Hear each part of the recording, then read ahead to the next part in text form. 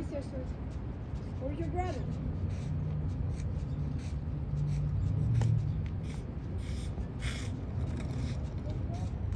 Gonna give my keys back. All right, so what's your name? Valerie Dawn Manor Hasso Zapata. Valerie. How old are you? I'm 56 in July 16th of this year. What's going on with you? How come you're in a wheelchair? In 1982, my mother left me right there in the Shell station. She sent me in to pay for some gas to get her a pack of cigarettes. She drove away. Her husband was Ladner, Roy Ladner, the vice president of Bill Paradise Enterprise for the oil Amoco from Mississippi. Amoco Coastal Energy, Bill Paradise Enterprise. So your mom left you here, stranded? Yes, I was 13 and a half. I had my first baby at 14. It died, it was stillborn. It's buried in that cemetery on 27th. And you guys are from Mississippi? Well, I was born in Jackson, Missouri. Okay. My mother was born in Iowa. My father was born in Ohio. What were you guys doing in Arizona? My grandfather had moved here from Chicago, Okay. Alexander George Walker.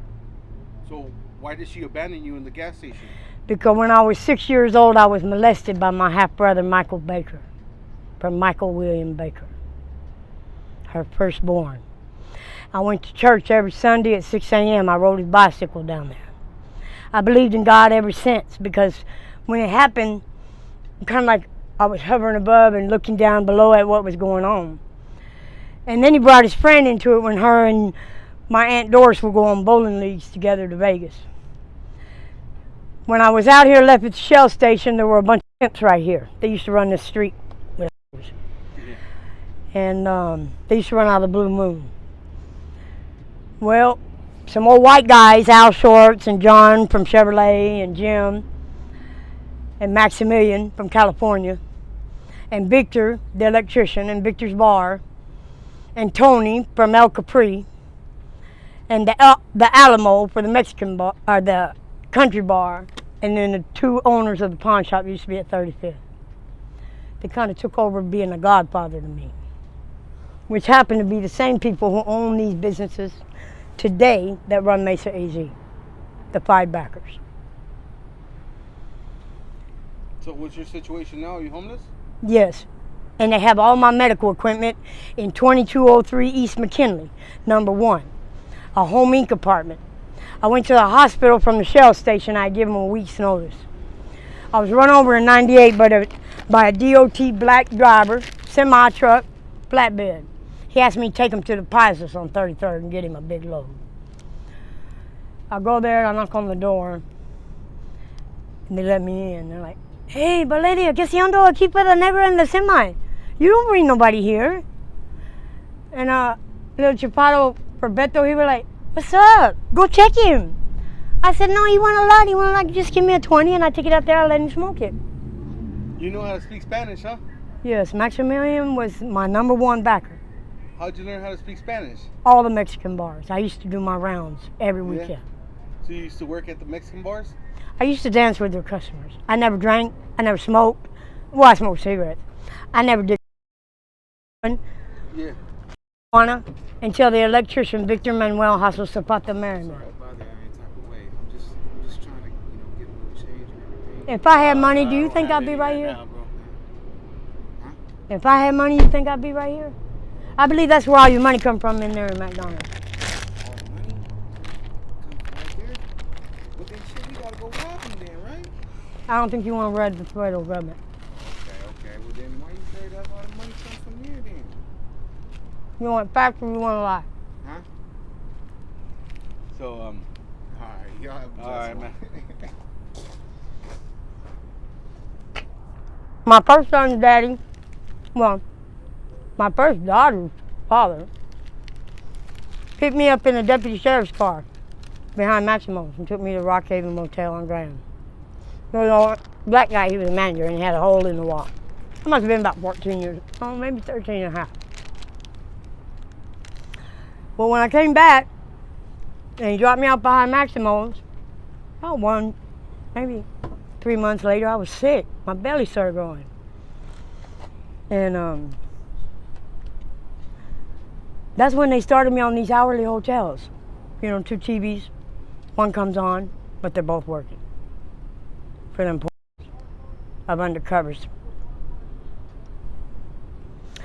We got pretty deep around here when Maximo died, and Adrian left him in '87. He didn't want to be a part of all that bullshit, you know. He knew it was going to hit the fan. So, how'd you get your last name, Zapata? From my husband, Victor Manuel Hasso Zapata. He was 50 when I married him. He was 48 when I met him. How old were you? I was 16 when I met him. I was 18 when I married him. Were you his girlfriend at 16?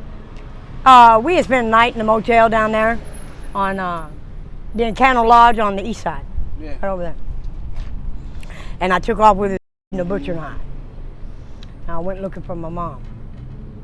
I just kind of felt the way these do me. Where's your husband at now?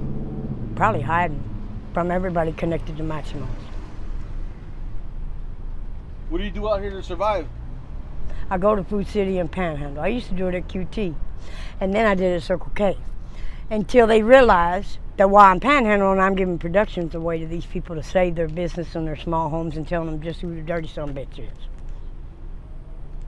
You know, for LLC. The worst thing you never do is let your woman, child, daughter, sister fall in the hands of these over here. Because there ain't no more. You see all these hourly hotels, they're gone except for that one. Yeah. And it's still videotaping in there. For them big pictures on the wall. 2-way mirrors. You ever go in Anna's apartment for the office?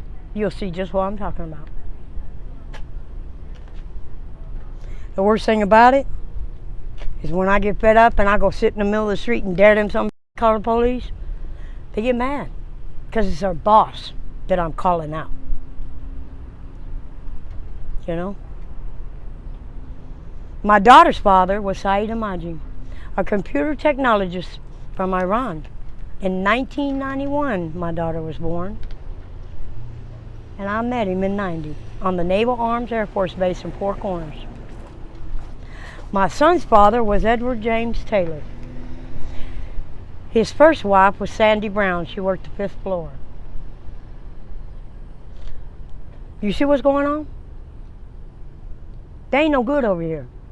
They ain't doing nothing but trying to entrap people and take their businesses and their homes for the small construction. You know they burned that man's mom's house down by the Dupa Villas over here? All because they found out I was trying to build a car lot across the street with some friends of mine.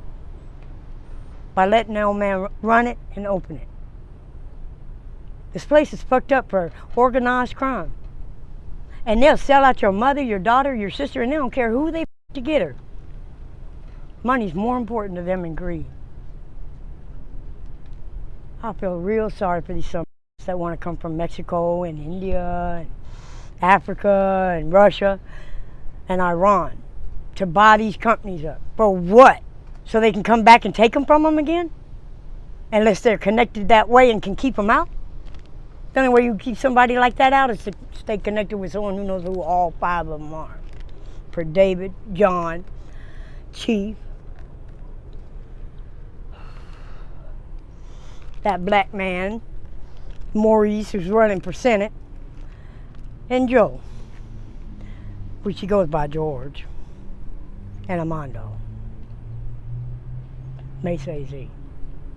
All around this state, they were either sheriffs, mayors, deputy sheriffs, senators, or big corporate owners. Y'all got problems here. Real problems. You know when they ran me over and they locked me out of my apartment? You know where I came? Right here where the problem started. What are they gonna do about it? Talk about it on the news, say they're helping the homeless? No, they ain't. No one helps out here? No. Just the construction. And my brother for the liquor store over there. And when he calls and asks, can I have something? It's kind of funny because he say, you know, he don't really pay nobody for cleaning but $5. I said, you don't understand what comes with that $5. A lot of muscle. A lot of muscle. All right, well, thank you for sharing your story. I appreciate you.